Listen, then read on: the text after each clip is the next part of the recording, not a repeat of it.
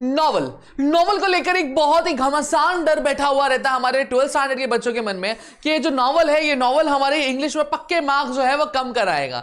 लेकिन मैं आपकी जानकारी के लिए बता दूं, अगर आप एक स्ट्रैटेजिकली प्लानिंग वाइज अगर चीजों को पढ़ते हैं तो मैं कहूं तो ये नॉवल ही आपको सबसे ज्यादा मार्क्स दिलाएगा।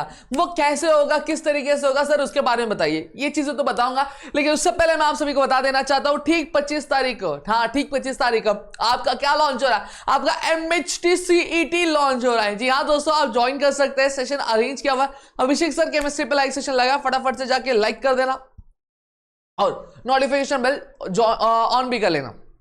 अब चलो बात करते हैं नॉवल की। जब मैं बात नॉवल की कर रहा हूं तो सबसे पहली चीज आपको यह समझना पड़ेगा कि नॉवल में जो क्वेश्चन होते हैं वो किस तरीके से आते हैं, उसको प्रिपेयर कैसे करना चाहिए, ये चीजें मैं आपको यहां पे बताऊंगा। तो चलो यहां पे मैं सबसे पहली चीज नॉवल वाले सेक्शन में ही जाता हूं डायरेक्ट, ठीक है। ये नहीं ये ठीक है।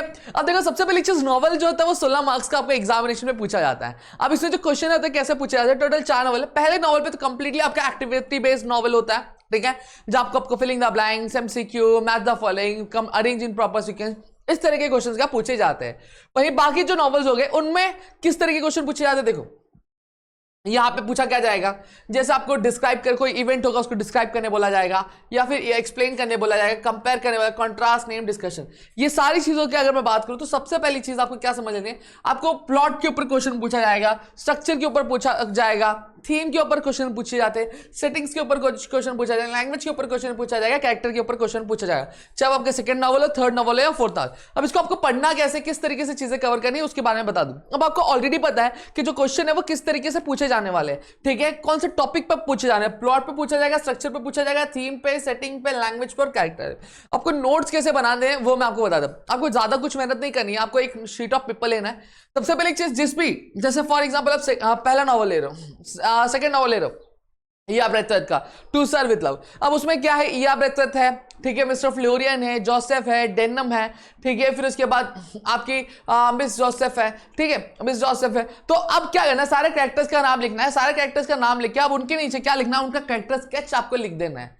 तो अब इससे क्या होगा, जब आप एग्जामिनेशन में जाओगे तो आपको ये नहीं कि ये वाली बुक ओपन कर लूं या फिर वो वाली बुक ओपन कर लूं, ये चीजें नहीं करनी पड़ेगी। आपके पास ऑलरेडी सारे कैरेक्टर स्केच दिया रहेगा, जस्ट आपको दर्द आपको नेम लिखना है। अब उसमें भी जो कीवर्ड आपको ले लेने, जैसे अगर मैं बात करूं कि मिस्टर इया ब्रेथवेथ कैसे थे, थोड़े से सावले थे, तो आप यहाँ पे लिख देते हो थे। फिर उसके बाद इया ब्रेथवेथ क्या थे, एक डिप्लोमैट थे, ठीक है, एक टीचर थे, एक नॉवलिस्ट थे, एक इंजीनियर थे। तो वो सारे टर्म्स को क्या आपको अंडरलाइन करके रख लेना, तो आपको चीजें लर्न करने में ईजी होगा। तो इस तरीके से नोट, ऐसी लैंग्वेज का, ऐसी सेटिंग का, ऐसी थीम का, समझा।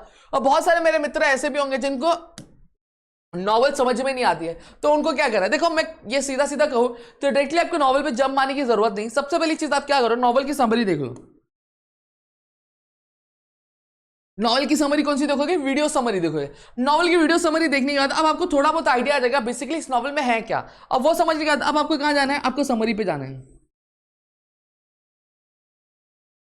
कहां जाओगे आप, समरी पे जाओगे। कहां जाओगे आप, समरी पे जाओगे, ठीक है। अब समरी पे जाने का फिर उसके बाद अब आपको क्या करना है, अब समरी, वीडियो समरी देख ली, समरी देख ली, अब आपको समझ में आ गया बेसिकली नॉवल में है क्या, समझ में आ गया, ये सारी चीजें समझ में। अब आपको क्या करना है,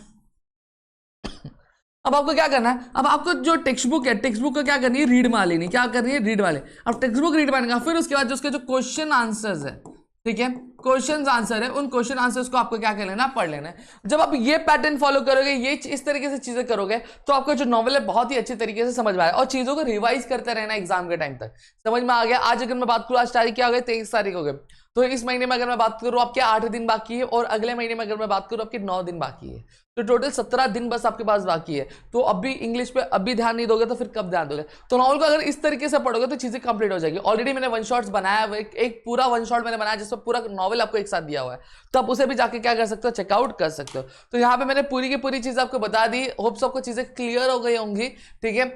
अगर वीडियो अच्छी लगी तो प्लीज वीडियो को लाइक करिएगा, चैनल सब्सक्राइब नहीं किया तो चैनल सब्सक्राइब करो, अपने दोस्तों शेयर करो, ताकि ऐसे और कई सारे वीडियोस आपके लेकर आ सके। मिलते हैं अगली वीडियो में। जय हिंद दोस्तों।